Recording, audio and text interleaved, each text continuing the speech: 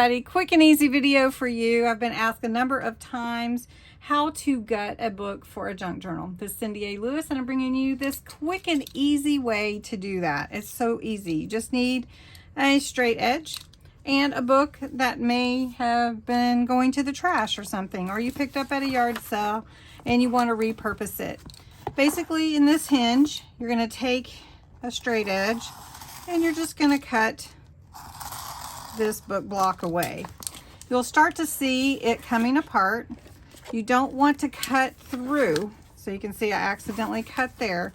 Do you want to be careful not to cut through and just start working that glue away from the spine.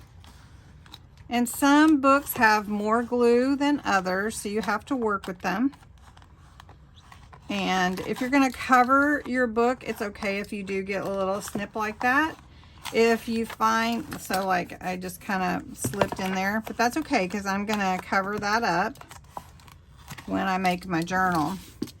Then I come to the back where this hinge is here, and I just start working it easily so that I can see where that book block is being held so that I can pull this book block out right here.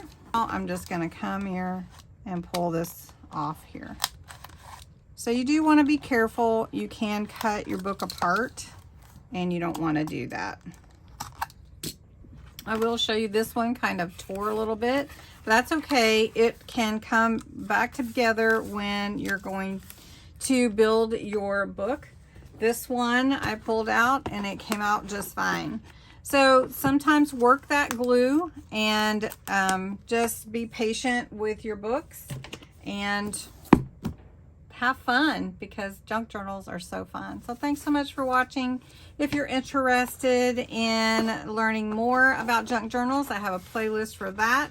Also, if you want more quick and easy crafts, there's a whole playlist for that.